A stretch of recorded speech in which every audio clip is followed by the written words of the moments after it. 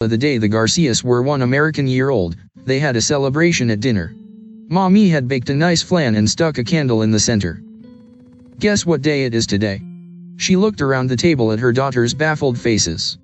1 year ago today Poppy began orating, "We came to the shores of this great country."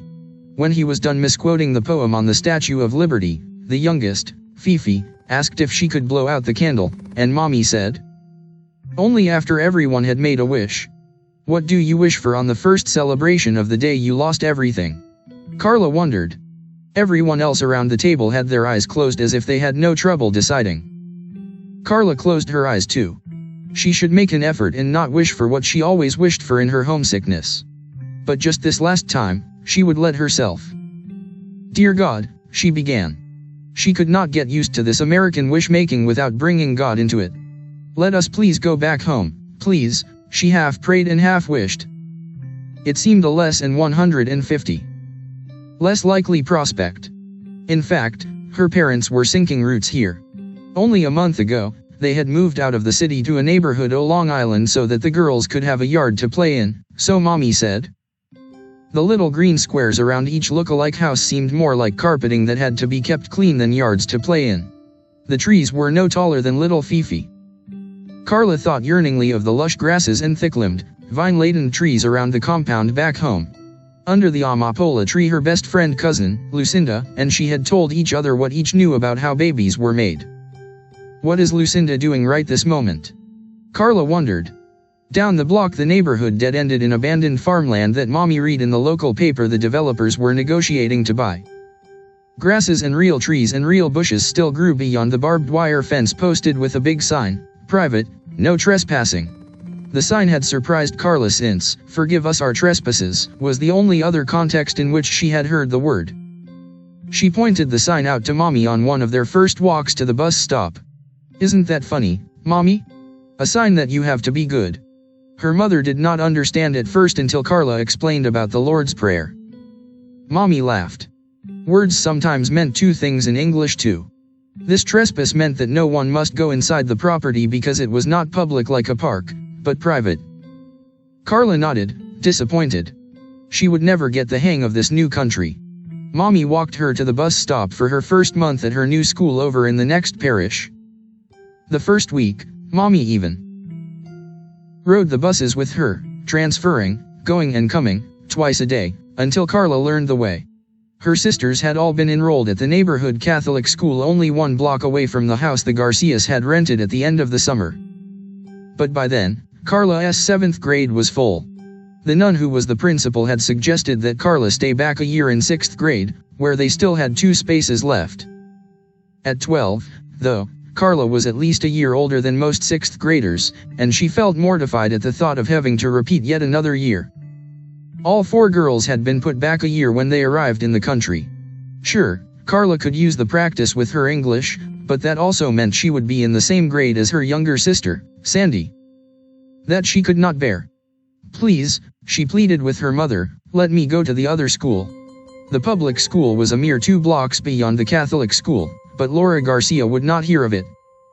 Public schools, she had learned from other Catholic parents, were where juvenile delinquents went and where teachers taught those new crazy ideas about how we all came from monkeys. No child of hers was going to forget her family name and think she was nothing but a kissing cousin to an orangutan. Carla soon knew her school route by heart, an expression she used for weeks after she learned it. First, she walked down the block by heart, noting the infinitesimal differences between the look-alike houses, different color drapes, an azalea bush on the left side of the door instead of on the right, a mailbox, or door with a doodad of some kind. Then by heart, she walked the long mile by the deserted farmland lot with the funny sign. Finally, a sharp right down the service road into the main thoroughfare, where by heart she boarded the bus. A young lady senorita, her mother pronounced the first morning Carla set out by herself, her heart drumming in her chest. It was a long and scary trek, but she was too grateful to have escaped the embarrassment of being put back a year to complain. And as the months went by, she neglected to complain about an even scarier development. Every day on the playground and in the halls of her new school, a gang of boys chased after her, calling her names, some of which she had heard before from the old lady neighbor in the apartment they had rented in the city. Out of sight of the nuns, the boys pelted Carla with stones, aiming them at her feet so there would be no bruises. "Go back to where you came from, you dirty spick." One of them, standing behind her in line, pulled her blouse out of her skirt where it was tucked in and lifted it high. "No titties," he snickered. Another yanked down her socks, displaying her legs, which had begun growing soft, dark hairs. "Monkey legs," he yelled to his pals. "Stop!" Carla cried. "Please stop." Stop," they mimicked her. "Please stop." They were disclosing her secret shame, her body was changing. The girl she had been back home in Spanish was being shed. In her place, almost as if the boy's ugly words and taunts had the power of spells, was a hairy, breast-butting grown-up no one would ever love. Every day, Carla set out on her long journey to school with a host of confused feelings. First of all, there was this body whose daily changes she noted behind the closed bathroom door until one of her sisters knocked that Carla's turn was over. How she wished she could wrap her body up the way she'd heard Chinese girls had their feet bound so they wouldn't grow big. She would stay herself, a quick, skinny girl with brown eyes and a braid down her back, a girl she had just begun to feel could get things in this world. But then, too, Carla felt relieved to be setting out towards her very own school in her proper grade, away from the crowding that was her family of 4 girls too close in age. She could come home with stories of what had happened that day and not have a chorus of 3 naysayers to correct her. But she also felt dread. There, in the playground, they would be waiting for her, the gang of 4 or 5 boys. Blonde, snotty-nosed, freckled-faced. They looked bland and unknowable, the way all Americans did. Their faces betrayed no sign of human warmth. Their eyes were too clear for cleaving, intimate looks. Their pale bodies did not seem real but were like costumes they were wearing as they played the part of her persecutors. She watched them. In the classroom, they bent over workbooks or wore scared faces when Sister Beatrice, their beefy, no-nonsense teacher, scolded them for missing their homework. Sometimes Carla spied them in the playground, looking through the chain-link fence and talking about the cars parked on the sidewalk. To Carla's bafflement, those cars had names beyond the names of their color or size. All she knew of their family car, for instance, was that it was a big black car where all 4 sisters could ride in the back, though Fifi always made a fuss and was allowed up front. Carla could also identify Volkswagens because that had been the car, in black, of the secret police back home. Every time Mommy saw one she made the sign of the cross and said a prayer for Tio Mundo, who had not been allowed to leave the island. Beyond Volkswagens and medium blue cars or big black cars, Carla could not tell one car from the other. But the boys at the fence talked excitedly about Fords and Falcons and Corvairs and Plymouth Valiants. They argued over how fast each car could go and what models were better than others. Carla sometimes imagined herself being driven to school in a flashy red car the boys would admire. Except there was no one to drive her. Her immigrant father with his thick mustache and accent and 3-piece suit would only bring her more ridicule. Her mother did not yet know how to drive. Even though Carla could imagine owning a very expensive car, she could not imagine her parents as different from what they were. They were, like this new body she was growing into, givens. One day when she had been attending Sacred Heart about a month, she was followed by a car on her mile walk home from the bus stop. It was a lime green car, sort of medium-sized, and with a kind of long snout, so had it been a person, Carla would have described it as having a long nose. A long-nosed, lime green car. It drove slowly, trailing her. Carla figured the driver was looking for an address, just as Poppy drove slowly and got honked at when he was reading the signs of shops before stopping at a particular one. A blast from the horn made Carla jump and turn to the car, now fully stopped just a little ahead of her. She could see the driver clearly, from the shoulders up, a man in a red shirt about the age of her parents, though it was hard for Carla to tell. With Americans how old they were. They were like cars to her, identifiable by the color of their clothes in a general age group: a little kid younger than herself, a kid her same age, a teenager in high school, and then the vast indistinguishable group of American grown-ups. This grown-up American man about her parents' age beckoned for her to come up to the window. Carla dreaded being asked directions since she had just moved into this area right before school started, and all she knew for sure was the route home from the bus stop. Besides, Her English was still just classroom English, a foreign language. She knew the neutral bland things, how to ask for a glass of water, how to say good morning and good afternoon and good night, how to thank someone and say they were welcomed. But if a grown-up American of interminable age asked her for directions, invariably speaking too quickly, she merely shrugged and smiled an inane smile. "I don't speak very much English," she would say in a small voice by way of apology. She hated having to admit this since such an admission proved, no doubt, the boy gang's point that she didn't belong here. As Carla drew closer, the driver leaned over and rolled down the passenger door window. Carla bent down as if she were about to speak to a little kid and peeked in. The man smiled a friendly smile, but there was something wrong with it that Carla couldn't put her finger on. This smile had a bruised, sorry quality, as if the man were someone who'd been picked on all his life, and so his smiles were appeasing, not friendly. He was wearing his red shirt unbuttoned, which seemed normal given the warm Indian summer day. In fact, if Carla's legs hadn't begun to grow hairs, she would have taken off her school green knee socks and walked home bare-legged. The man spoke up. "Where you goin'?" he asked, running all his words together the way the Americans always did. Carla was, as usual, not quite sure if she had heard right. "Excuse me," she asked politely, leaning into the car to hear the man's whispery voice better. Something caught her eye. She looked down and stared, aghast. The man had tied his two shirt ends just above his waist and was naked from there on down. String encircled his waist, the loose ends knotted in front and then looped around his penis. As Carla watched, his big blunt-headed thing grew so that it filled and strained at the lasso it was caught in. "Where ya going?" His voice had slowed down when he spoke this time, so that Carla definitely understood him. Her eyes snapped back up to his eyes. "Excuse me," she said again dumbly. He leaned towards the passenger door and clicked it open. "See Meninara." He nodded towards the seat beside him. "See him on," he moaned. He cupped his hand over his thing as if it were a flame that might blow out. Carla clutched her book bag tighter in her hand. Her mouth hung open. Not one word, English or Spanish, occurred to her. She backed away from the big green car, all the while keeping her eyes on the man. A pained, urgent expression was deepening on his face like a plea that Carla did not know how to answer. His arm pumped at something Carla could not see, and then after much agitation, he was still. The face relaxed into something like peacefulness. The man bowed his head as if in prayer.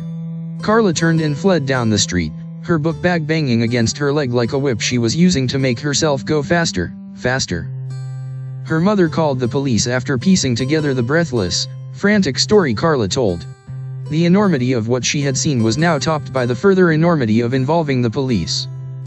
Carla and her sisters feared the American police almost as much as the Sim back home. Their father, too, seemed uneasy around policemen. Whenever a cop car was behind them in traffic, he kept looking at the rearview mirror and insisting on silence in the car so he could think. If officers stood on the sidewalk as he walked by, he bowed ingratiatingly at them. Back home, he had been tailed by the secret police for months and the family had only narrowly escaped capture their last day on the island. Of course, Carla knew American policemen were nice guys, but still she felt uneasy around them. The doorbell rang only minutes after Carla's mother had called the station. This was a law-abiding family neighborhood, and no one wanted a creep like this on the loose among so many children, least of all the police. As her mother answered the door, Carla stayed behind in the kitchen, listening with a racing heart to her mother's explanation.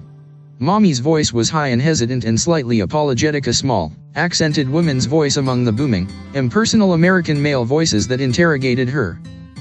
"My daughter, she was walking home." "Where exactly?" a male voice demanded. "That street, you know." Carla's mother must have pointed. "The one that comes up the avenue, I don't know the name of it." "Must be the service road," a nicer male voice offered. Yes, the service road." Her mother's jubilant voice seemed to conclude whatever had been the problem. "Please go on, ma'am." "Well, my daughter, she said this crazy man in this car," her voice lowered. Carla heard snatches, something, to come in the car. "Where's your daughter, ma'am?" the male voice with authority asked. Carla cringed behind the kitchen door. Her mother had promised that she would not involve Carla with the police but would do all the talking herself. "She is just a young girl," her mother excused Carla. Well, ma'am, if you want to file charges, we have to talk to her. File charges? What does that mean, file charges? There was a sigh of exasperation. A two-patient voice with dividers between each word explained the legal procedures as if repeating a history lesson Carla's mother should have learned long before she had troubled the police or moved into this neighborhood. I don't want any trouble, her mother protested. I just think this is a crazy man who should not be allowed on the streets. You're absolutely right, ma'am, but our hands are tied unless you, as a responsible citizen, help us out.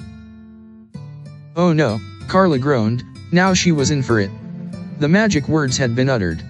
The Garcias were only legal residents, not citizens, but for the police to mistake Mommy for a citizen was a compliment too great to spare a child discomfort. Carla, her mother called from the door.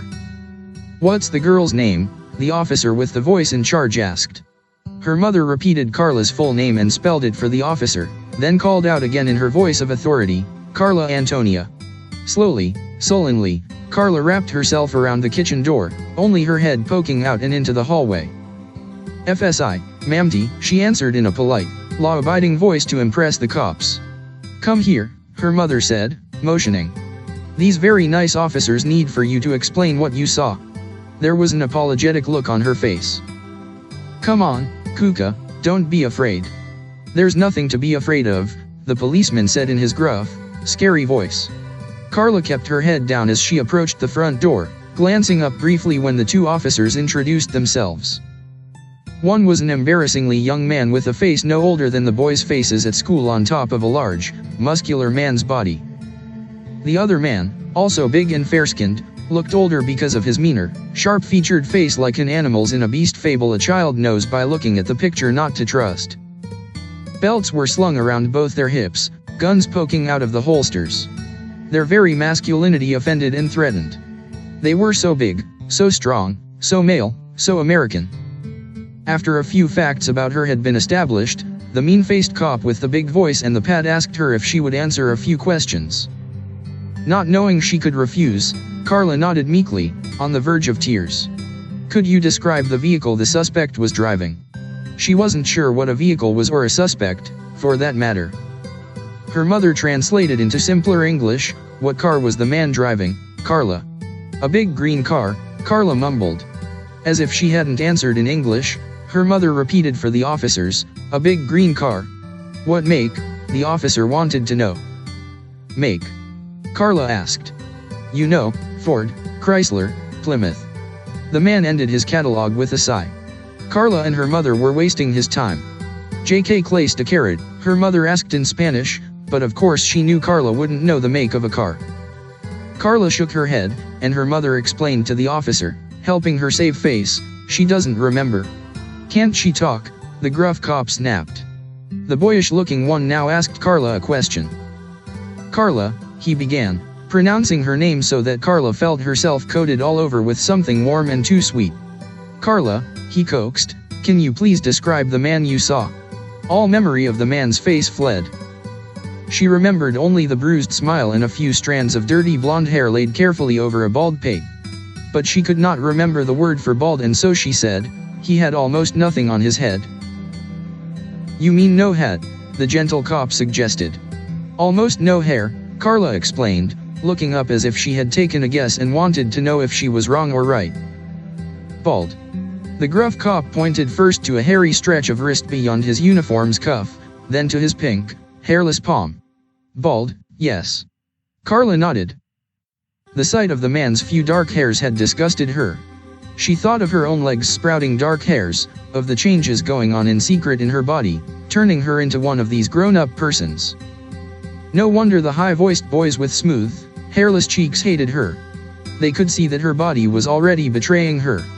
The interrogation proceeded through a description of the man's appearance, and then the dreaded question came. What did you see? The boy-faced cop asked. Carla looked down at the cop's feet. The black tips of their shoes poked out from under their cuffs like the snouts of wily animals. The man was naked all down here. She gestured with her hand. And he had a string around his waist. A string.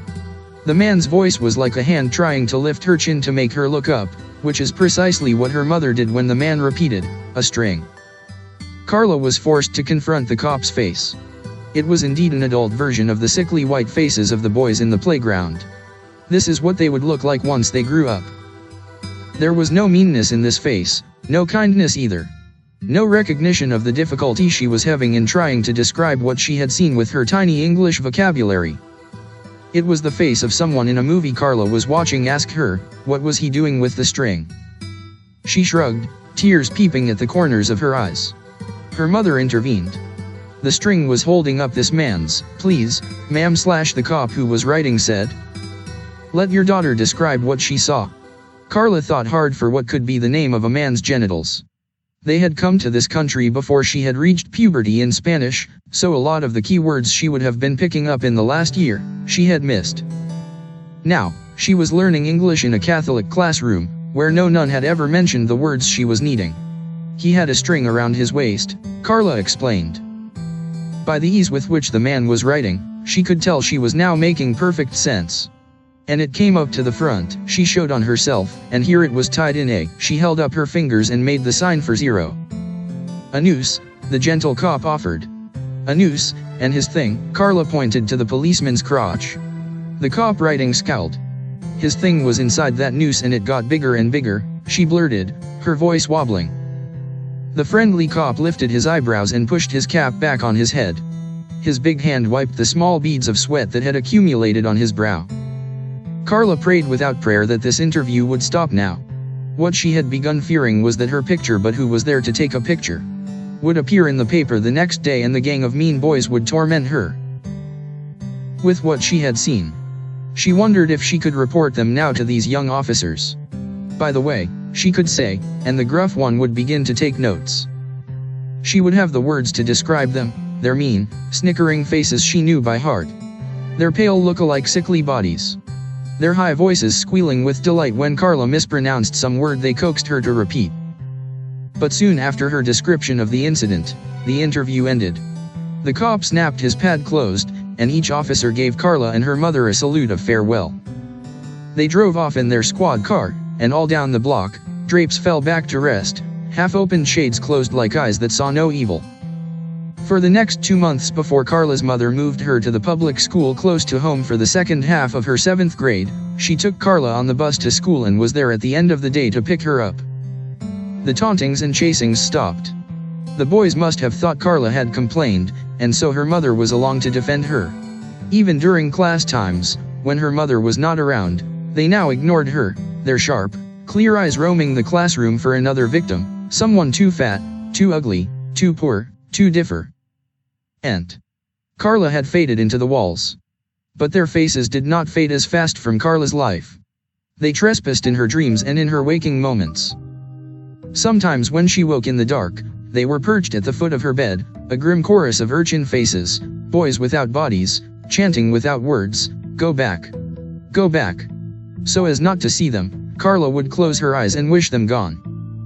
In that dark she created by keeping her eyes shut. She would pray, beginning with the names of her own sisters, for all those she wanted God to especially care for, here and back home. The seemingly endless list of familiar names would coax her back to sleep with a feeling of safety, of a world still peopled by those who loved her. Snow 4 at Yolanda. Our first year in New York we rented a small apartment with a Catholic school nearby, taught by the Sisters of Charity, hefty women in long black gowns and bonnets that made them look peculiar, like dolls in mourning. I liked them a lot, especially my grandmotherly 4th grade teacher, Sister Zoe. I had a lovely name, she said, and she had me teach the whole class how to pronounce it. Yolanda.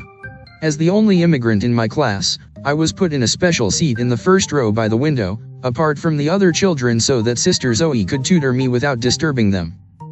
Slowly, she enunciated the new words I was to repeat: laundromat, cornflakes, subway, snow. Soon I picked up enough English to understand Holocaust was in the air. Sister Zoe explained to a wide-eyed classroom what was happening in Cuba. Russian missiles were being assembled, trained supposedly on New York City. President Kennedy, looking worried too, was on the television at home, explaining we might have to go to war against the Commu. Yolanda 167 NISTs. At school, we had air raid drills, An ominous bell would go off and we'd file into the hall, fall to the floor, cover our heads with our coats, and imagine our hair falling out, the bones in our arms going soft. At home, Mommy and my sisters and I said a rosary for world peace. I heard new vocabulary: nuclear bomb, radioactive fallout, bomb shelter. Sister Zoe explained how it would happen. She drew a picture of a mushroom on the blackboard and dotted a flurry of chalk marks for the dusty fallout that would kill us all. The months grew cold: November, December. It was dark when I got up in the morning, frosty when I followed my breath to school. One morning as I sat at my desk daydreaming out the window, I saw dots in the air like the ones Sister Zoe had drawn, random at first, then lots and lots. I shrieked, "Bomb! Bomb!" Sister Zoe jerked around, her full black skirt ballooning as she hurried to my side. A few girls began to cry. But then Sister Zoe's shocked look faded. "Why, Yolanda dear, that's snow." She laughed. "Snow. Snow," I repeated. I looked out the window warily. All my life I had heard about the white crystals that fell out of American skies in the winter. From my desk I watched the fine powder dust the sidewalk and parked cars below. Each flake was different, Sister Zoe had said, like a person, irreplaceable and beautiful. Floor show sandy, tea carrot to elbows, no cokes, only milk or, Mommy paused. I carrot KL which of her 4 girls could fill in the blank of JL carrot 1 how they were to behave at the restaurant with the farmings. No elbows on the table / Sandy guessed. She already said that / Carla accused. No fighting, girls. Mommy scolded them all and continued the epistle. Only milk or ice water. And I make your orders. Is that clear? The 4 braided and beribboned heads nodded. At moments like this when they all seemed one organism, the 4 girls, Sandy would get that yearning to wander off into the United States of America by herself and never come back as the second of 4 girls so close in age. This time, though, she nodded. Mommy's tone of voice did not invite contradiction. The procedures of this dinner out with the important Fannings had been explained to the girls so many times in the last few days and particularly today that there really was no point in clowning around to get their mother to be more lenient. "Mommy, just please don't order anything I don't like, please," Sandy pleaded. She had always been a fussy eater, and now that they had come to the States, it seemed as if there were twice as many inedible foods that could be piled high on her plate. "No fish, Mommy," Carla reminded her. "I get sick to my stomach." "And nothing with mayonnaise," Yo-Yo added. "I can't eat, girls." Their mother lifted up her hands like an island traffic policeman, halting their requests. On her face was the panicked look she had worn ever since they had arrived in New York 3 months ago after a narrow escape from the secret police. At the least provocation, she would burst out crying, lose her temper, or threaten to end up in Bellevue, the place, she had learned, where crazy people were sent in this country. "Can't you make a little effort tonight?" Her mother's voice was so sad that the youngest, Fifi, began to cry. "I don't want to go," she moaned. "I don't want to go." "But why on earth not?" Mommy asked, her face brightening. She seemed genuinely mystified, as if she hadn't terrorized them for days into thinking of this outing as equivalent to going to the doctor for their booster shots. "It's going to be such fun. The Fannings are taking us to a special Spanish restaurant that was written up in a magazine. You girls will like it, I'm sure. And there's going to be a floor show." "What's that?" Sandy, who had lost interest in pleading for a reasonable menu and had been fiddling with the ribbon in her hair, looked up. "Floor show." A playful expression came on their mother's face. She lifted her shoulders, curled her arms overhead and clapped her hands, then stamped her feet, fast, fast, fast on the floor as if she were putting out a fire. "Flamenco dancing. Joel. Remember the dancers?" Sandy nodded. They had all been enthralled by the folk dancers from Madrid at the Dominican World's Fair last year. As Mommy began to explain that this restaurant had shows of Spanish dancers as well as yummy Spanish food, a series of thumps sounded on the floor from below. The girls glanced at each other and looked towards their mother, who rolled her eyes. "La Bruja," she explained. "I forgot." The old woman in the apartment below, who had a helmet of beauty parlor blue hair, had been complaining to the super since the day the family moved in a few months ago. The Garcias should be evicted. Their food smelled. They spoke too loudly and not in English. The kids sounded like a herd of wild burros. The Puerto Rican super, Alfredo, came to their door almost daily. Could Mrs. Garcia turn the radio down? Could Mrs. Garcia maybe keep the girls more in line? The neighbor downstairs had been awakened by the clatter of their shoes on the floor. If I keep them any more in line, their mother began, and then Sandy heard her mother's voice breaking. We have to walk around. We have to breathe. Alfredo surveyed the fourth-floor lobby behind his back, then murmured under his breath. I understand, I understand. He shrugged his shoulders, helpless. It is a difficult place, this country, before you get used to it. You have to not take things personal. He brightened his voice at the end, but Sandy's mother merely nodded quietly. And how are my little señoritas? Alfredo called over Mrs. Garcia's shoulders. The girls forced smiles as they had been taught, but Sandy, in revenge, also crossed her eyes. She did not like Alfredo, something about the man's over-friendliness and his speaking to them in English even though they all knew Spanish made her feel uneasy. La Bruja downstairs she thought of as the devil, her being below them made sense.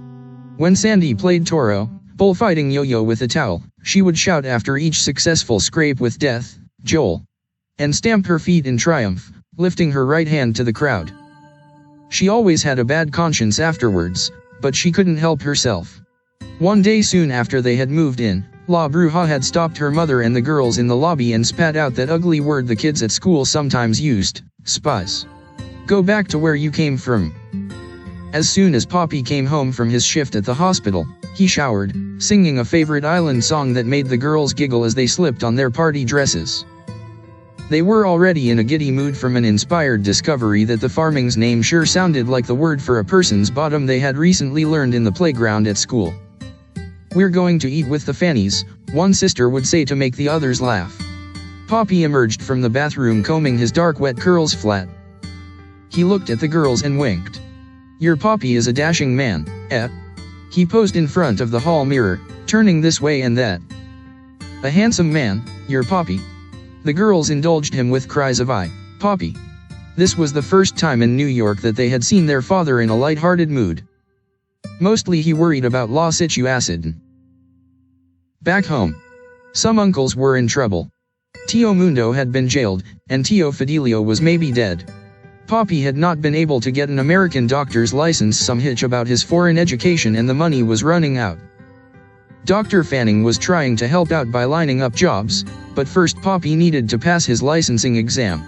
It had been Dr. Fanning who had arranged the fellowship that had allowed them all to get out of the old country. And now, the good doctor and his wife had invited the whole family out to an expensive restaurant in the city as a treat. The Farmings knew the Garcias could not afford such a luxury these days. They were such nice people, that was the truth, Mommy said. They gave you hope that maybe at the bottom Americans were kind souls. But you must behave, Mommy said, going back to the same old epistle. You must show them what a nice family you come from. As Mommy and Poppy finished dressing, the girls watched, fussing at their tights, an uncomfortable new article of clothing. These things bunched at the ankles and sagged at the crotch, so you always felt as if your pants might be falling down. They made you feel like those bandaged mummies in the museum. If you unwrapped them, Sandy had pondered, misting the glass case with her breath, would they still be dark Egyptians, or would their skin have turned pale after such long bondage like American skin under all these heavy clothes for the winter that was just starting? Sandy leaned her elbows on the vanity and watched her mother comb her dark hair in the mirror. Tonight Mommy was turning back into the beauty she had been back home. Her face was pale and tragic in the lamplight, her bright eyes shone like amber held up to the light. She wore a black dress with a scoop back and wide shoulders, so her long neck had the appearance of a swan gliding on a lake. Around her neck sparkled her good necklace that had real diamonds. If things get really bad, Mommy sometimes joked grimly, I'll sell the necklace and earrings Papito gave me. Poppy always scowled and told her not to speak such nonsense. If things ever get that bad, Sandy thought, she would sell her charm bracelet with the windmill that always got caught on her clothing. She would even cut her hair and sell it. A maid back home had told her that girls with good hair could always do that. She had no idea who would buy it. She had not seen hair for sale in the big department stores Mommy sometimes took them through on outings, to see this new country. But Sandy would make the needed sacrifices. Tonight, she thought, With the rich Fannings, she would present herself as the daughter willing to make these sacrifices. Maybe they would adopt her, and give her an allowance like other American girls got, which Sandy would then pass on to her real family. Provided she could see them periodically, that would not be a bad life, being an only child in a fine, rich, childless American family. Downstairs, the doorman, Ralph, who had himself come from a country called Ireland as a boy, stood by the opened door and gave each young lady a sweeping bow as she passed by. He always flirted with the girls, calling them the Mrs. Garcias as if they were rich people's children. Mommy often quipped that Ralph probably made more money than Poppy on his fellowship. Thank God their grandfather was helping them out.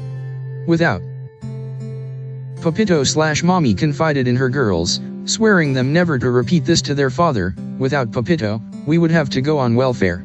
Welfare, they knew, was what people in this country got so they wouldn't turn into beggars like those outside Law Cathedral back home. It was Papito who paid the rent and bought them their winter clothes and spoiled them once with an outing to Lincoln Center to see the doll-like ballerinas dancing on their toes. "Will you be needing a taxi tonight, Doc?" Ralph asked their father as he did every time the family came out all dressed up. Usually, Poppy said, "No, thank you, Ralph," and the family turned the corner and took a bus. Tonight, though, to Sandy's surprise, her father splurged. "Yes, please, Ralph, a checker for all my girls." Sandy could not get over how happy her father seemed. She slipped her hand into his, and he gave it a squeeze before he released it. He was not a man to show public affection on foreign soil. As the taxi sped along, Mommy had to repeat the address for the driver because the man could not understand Poppy's accent. Sandy realized with a pang one of the things that had been missing in the last few months. It was precisely this kind of special attention paid to them. At home there had always been a chauffeur opening a car door or a gardener tipping his hat and a half-dozen maids and nursemaids acting as if the health and well-being of the De La Torre Garcia children were of wide public concern.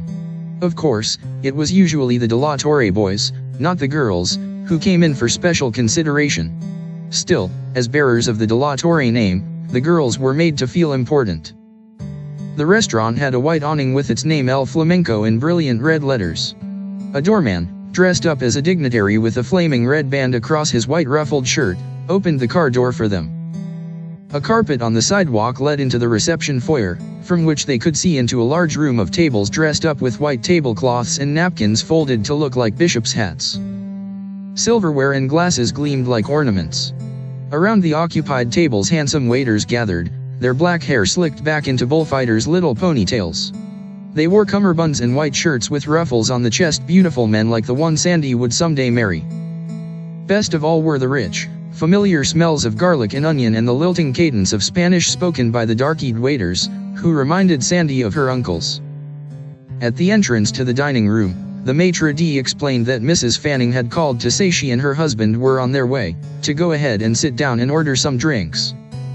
He led them, a procession of 6, to a table right next to a platform. He pulled out all their chairs, handed them each an opened menu, then bowed and backed away.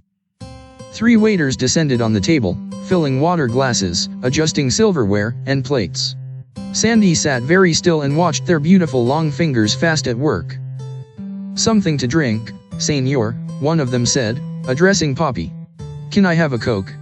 Fifi piped up, but then backed down when her mother and her sisters eyed her. "I'll have chocolate milk." Their father laughed good-naturedly, aware of the waiting waiter. "I don't think they have chocolate milk. Cokes is fine for tonight. Right, Mommy?" Mommy rolled her eyes in mock exasperation. She was too beautiful tonight to be their mother and to impose the old rules. "Have you noticed / she whispered to Poppy when the waiter had left with the drink orders. The girls drew in to hear. Mommy was the leader now that they lived in the States. She had gone to school in the States. She spoke English without a heavy accent. "Look at the menu. Notice how there aren't any prices? I bet a Coke here is a couple of dollars." Sandy's mouth dropped open. "A couple of dollars." Her mother hushed her with an angry look. "Don't embarrass us, please, Sandy," she said, and then laughed when Poppy reminded her that Spanish was not a secret language in this place. Mommy." He covered her hand briefly with his. "This is a special night. I want us to have a good time. We need a celebration. I suppose, Mommy said, sighing. And the Fannings are paying. Poppy's face tightened. There's nothing to be ashamed of, Mommy reminded him. When they were our guests back home, we treated them like royalty. That was true. Sandy remembered when the famous Dr. Fanning and his wife had come down to instruct the country's leading doctors on new procedures for heart surgery. The tall, slender man and his goofy wife had been guests in the family compound. There had been many barbecues with the driveway lined with cars and a troop of chauffeurs under the palm trees exchanging news and gossip. When the drinks arrived, Poppy made a funny toast, in Spanish and loud enough for the waiter's benefit, but they were all too professional, and if they did overhear, no one chuckled. Just as they all lifted their glasses, Mommy leaned into the table. They're here. Sandy turned to see the maitre d' heading in their direction with a tall, dressed-up woman, and behind her, a towering, preoccupied-looking man. It took a moment to register that these were the same human beings who had loitered around the pool back on the island, looking silly in sunglasses and sun hats, noses smeared with suntan cream, and speaking a grossly inadequate Spanish to the maids. A flutter of hellos and apologies ensued. Poppy stood up, and Sandy, not knowing what manners were called for, stood up too, and was eyed by her mother to sit back down. The doctor and his wife lingered over each girl, trying to get them straight, and remembering how each one had been only this tall when last they had seen them. What little beauties. Dr. Fanning teased. Carlos, you've got quite a harem here. The four girls watched their father's naughty smile tilt on his face. For the first few minutes the adults exchanged news. Dr. Fanning told how he had spoken with a friend who was the manager of an important hotel that needed a house doctor. The job was a piece of cake, Dr. Fanning explained, mostly keeping rich widows in Valium, but heck, the pay was good. Sandy's father looked down at his plate, grateful, but also embarrassed to be in such straits and to be so beholden. The Farming's drinks arrived. Mrs. Fanning drank hers down in several greedy swallows, then ordered another. She had been quiet during the flurry of arrival, but now she gushed questions, raising her eyebrows and pulling long faces when Mrs. Garcia explained that they had not been able to get any news from the family ever since the news blackout 2 weeks back. Sandy studied the woman carefully. Why had Dr. Fanning, who was tall and somewhat handsome, married this plain, buck-toothed woman? Maybe she came from a good family, which back home was the reason men married plain, buck-toothed women. Maybe Mrs. Fanning came with all the jewelry she had on, and Dr. Fanning had been attracted by its glittering the way little fishes are if you wrap tinfoil on a string and dangle it in the shallows. Dr. Fanning opened his menu. What would everyone like? Girls. This was the moment they had been so carefully prepared for. Mommy would order for them. They were not to be so rude or forward as to volunteer a special like or dislike.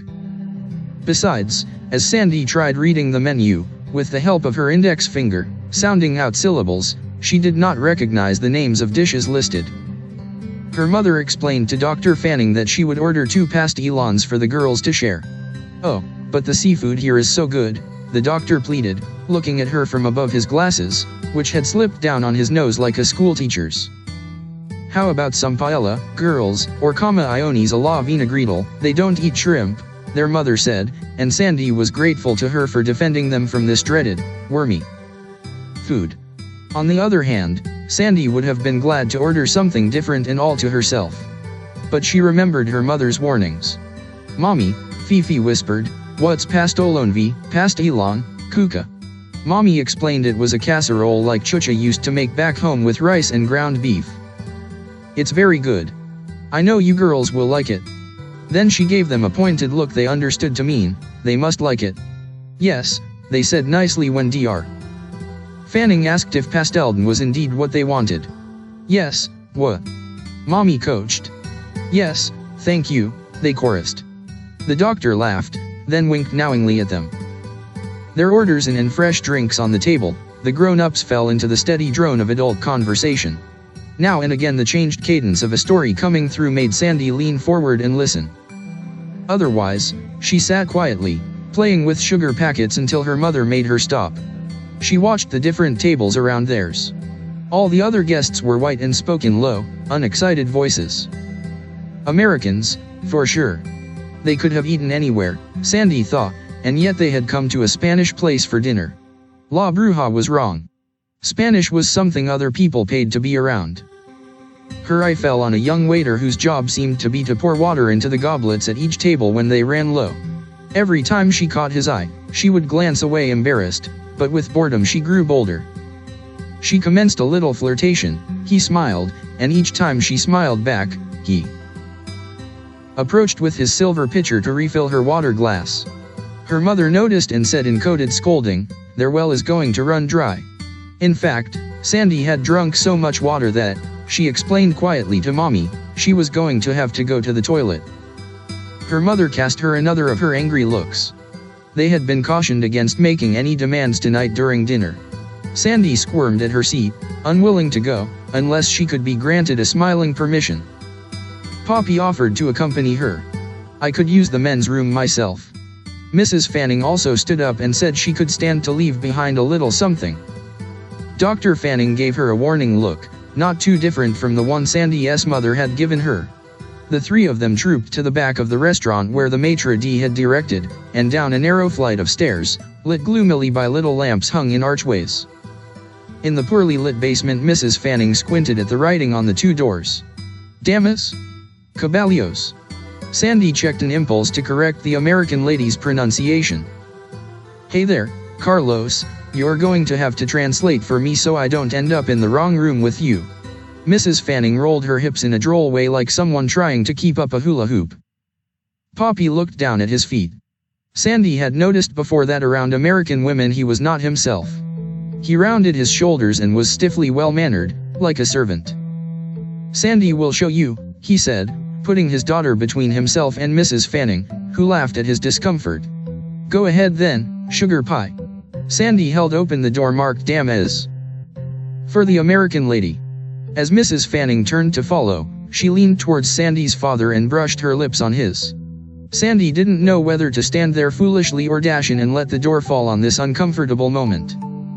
Like her father, she looked down at her feet, and waited for the giggling lady to sweep by her. Even in the dimly lit room, Sandy could see her father's face darken with color. Sandy and Mrs. Fanning found themselves in a pretty little parlor with a couch and lamps and a stack of perfumed towels. Sandy spied the stalls in an adjoining room and hurried into one, releasing her bladder.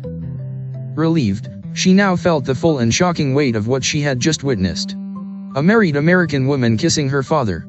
As she let herself out of her stall, she heard Mrs. Fanning still active in hers. Quickly, she finished hitching up her silly tights, then swished her hands under the faucet, beginning to dry them on her dress, but remembering after an initial swipe, the towels. She took one from the stack, wiped her hands and tapped at her face as she had seen Mommy do with the powder puff. Looking at herself in the mirror, she was surprised to find a pretty girl looking back at her. It was a girl who could pass as American, with soft blue eyes and fair skin, looks that were traced back to a great-great-grandmother from Sweden at every family gathering. She lifted her bangs, her face was delicate like a ballerina's. It struck her impersonally as if it were a judgment someone else was delivering, someone American and important, like Dr. Fanning. She was pretty. She had heard it said before, of course, but the compliment was always a group compliment to all the sisters, so Sandy thought this was a politeness. Friends of her parents said about daughters just as they tended to say they're so big or they're so smart about sons. Being pretty, she would not have to go back to where she came from. Pretty spoke both languages. Pretty belonged in this country despite La Bruja. As she studied herself, the stall door behind her opened in the mirror. Sandy let her bangs fall and rushed out of the room. Her father was waiting in the anteroom, pacing nervously, his hands worrying the change in his pocket. "Where is she?" he whispered. Sandy pointed back in the room with her chin. "That woman is drunk," he whispered, crouching down beside Sandy. "But I can't insult her. Imagine, our one chance in this country." He spoke in the serious, hushed voice he had used with Mommy those last few days in the old country. "Por favor, Sandy, you're a big girl now. Not a word of this to your mother. You know how she is these days." Sandy eyed him. This was the first time her father had ever asked her to do something sneaky. Before she had time to respond, the bathroom door swung open. Her father stood up. Mrs. Fanning called out, "Why, here you are, sugar." "Yes, here we are," her father said in a too cheerful voice. "And we must better get back to the table before they send the Marines." He smiled archly, as if he had just thought up this quip he had been making for weeks. Mrs. Fanning threw her head back and laughed. "Oh, Carlos." Her father joined the American lady's phony laughter, then stopped abruptly when he noticed Sandy's eyes on him. "What are you waiting for?" He spoke in a stern voice, nodding towards the stairs. Sandy glanced away, hurt. Mrs. Fanning laughed again and led the way up the narrow winding stairs. It was like coming up out of a dungeon, Sandy decided. She would tell her sisters this and make them wish they had gone to the bathroom as well, though truly, Sandy wished she had herself never strayed from the table. She wouldn't have seen what she could not now hope to forget. At the table, the young waiter tucked the chair in for her. He was still lovely, his skin so smooth and of a rich olive color, his hands long and slender like those of angels in illustrations, holding their choir books. But this man could very well lean forward just as Mrs. Fanning had done downstairs. He could try to kiss her, Sandy, on the lips. She did not let her glance fall in his direction again. Instead, she studied the Farmings intently for clues as to their mysterious behavior.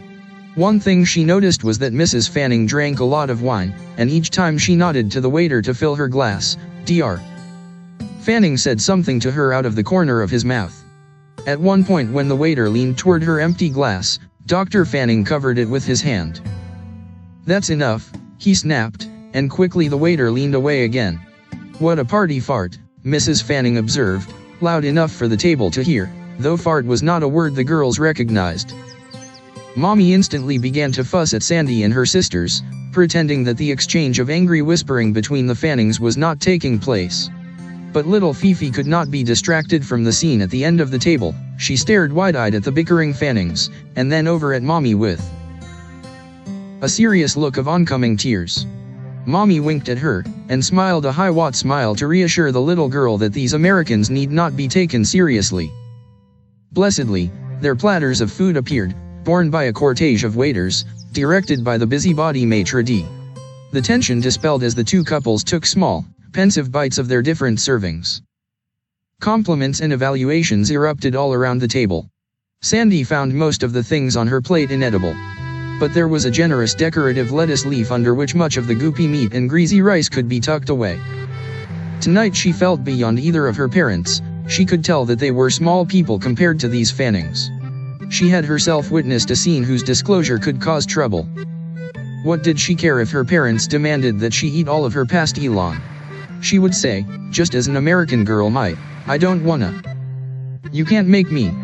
This is a free country." "Sandy, look." It was her father, trying to befriend her. He was pointing towards the stage where the lights were dimming. 6 señoritas in long, fitted dresses with flaring skirts and castanets in their hands flounced onto the stage. The guitarist came on and strummed a summoning tune. Beautiful men in toreador outfits joined their ladies. They stamped their feet for hello, and the ladies stamped back, hello. 6 and 6, damas and caballeros, they went through a complicated series of steps, the women's maracas clacking a teasing beat, the men echoing their partners' moves with sultry struts and foot stomps. These were not the dainty and chaste twirls and curtsays of the ballerinas at Lincoln Center. These women looked, well, Sandy knew no other way to put it, they looked as if they wanted to take their clothes off in front of the men. Yo-Yo and Fifi were closest to the stage, but Mommy let Carla and Sandy pull their chairs around in a cluster and join their sisters.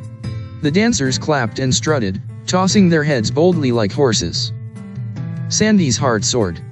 This wild and beautiful dance came from people like her, Spanish people, who danced the strange, disquieting joy that sometimes made Sandy squeeze Fifi's hand hard until she cried or bullfight Yo-Yo with a towel until both girls fell in a giggling, exhausted heap on the floor that made La Bruja beat her ceiling with a broom handle. "The girls are having such fun," she heard her mother confide to Mrs. Fanning. "Me too," the American lady observed. "These guys are something else. Hey, Laurie, watch that one's tight tights." "Very nice," Sandy's mother said a little stiffly. Dr. Fanning hissed at his wife. "That's enough, Sylvia." As the show progressed, Sandy could see that the dancers' faces were becoming beaded with sweat. Wet patches spread under their arms, and their smiles were strained. Still they were beautiful as first one couple then another came forward in solo dances. Then the men withdrew, and from somewhere they acquired roses, which they presented to their partners. The women began a dance in which the roses were held in their mouths, and their castanets clacked a merciless thank you to the men. Behind Sandy, a chair scraped the floor, another fell over, and two figures hurled by. It was Mrs. Fanning with Dr. Fanning giving chase.